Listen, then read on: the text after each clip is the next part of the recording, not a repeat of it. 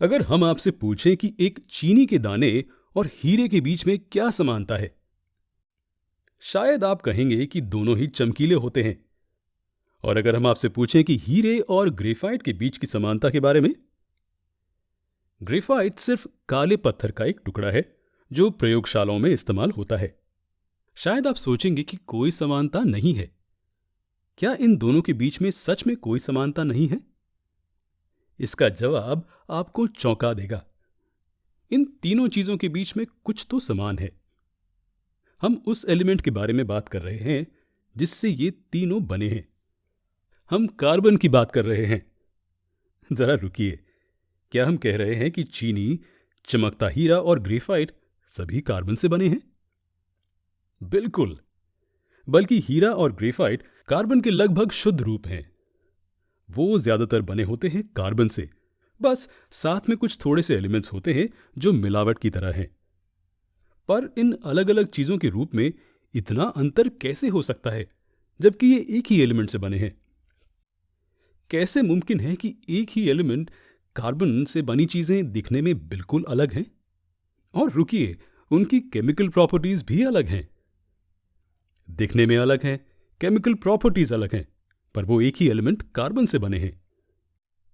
क्या ये किसी तरह का जादू है? दरअसल जादू है, लेकिन एलिमेंट में। एलिमेंट कार्बन की कई रोमांचक विशेषताएं हैं और यही उसे खास बनाता है। ये ज्यादातर एलिमेंट्स के साथ बॉन्ड बना सकता है। यही वजह है कि कार्बन के कॉम्पाउंड्स सभी जगह आसानी से मिल जाते हैं। पर क्या आपको पता है कि असल में कार्बन धरती के ऊपरी परत और वायुमंडल में भी बहुत ही कम मात्रा में पाया जाता है? अजीब बात है। हमारे आसपास ज्यादातर हर कंपाउंड में पाए जाने के बावजूद कार्बन धरती के ऊपरी परत में और वायुमंडल में 1% से भी कम पाया जाता है। लेकिन क्या आपने कभी सोचा है कि क्या चीज कार्बन को इतना खास बनाती है? क्या है जिसकी वजह से कार्बन के पास इतनी अलग अलग विशेषताएं होती हैं? हम आपको एक इशारा देते हैं। क्या आप मुझे बता सकते हैं कि एलिमेंट्स की केमिकल प्रॉपर्टीज किस पर आधारित होती हैं? हाँ, ये मुख्य रूप से एटॉमिक नंबर पर आधारित होती हैं। एटॉमिक नंबर होता है एटम्स में प्रोटॉन्स की संख्या। और ऐसा क्यों है? क्योंकि एटम में प्रोटॉन्स की संख्या इलेक्ट्रॉन्स की संख्या के बराबर होती है ना? और इलेक्ट्रॉन्स यानी कि वैलेंस इलेक्ट्रॉन्स वो होते हैं जो केमिकल रिएक्शंस में हिस्सा लेते हैं। तो क्या हमारा जवाब सबसे बाहर वाले ऑर्बिटल में इलेक्ट्रॉन्स की संख्या है? बिल्कुल, एलिमेंट की केमिकल प्रॉपर्टीज सबसे बाहरी ऑर्बिट के इलेक्ट्रॉन्स की संख्या पर आधारित होती है। हमें पता है कि कार्बन का एटॉमिक नंबर 6 है, यानी कि कार्बन की इलेक्ट्रॉनिक कॉन्फ़िगरेशन है 2 4। अब हम आपसे एक सवाल पूछते हैं। कार्बन एटम के एटॉमिक स्ट्रक्चर को देखिए।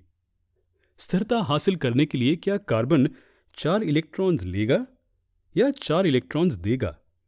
ऑक्टेट स्थिति पाने का सबसे आसान तरीका होगा इलेक्ट्रॉन्स को बांटना। ये हमें हमारे कई सवालों का जवाब देता है।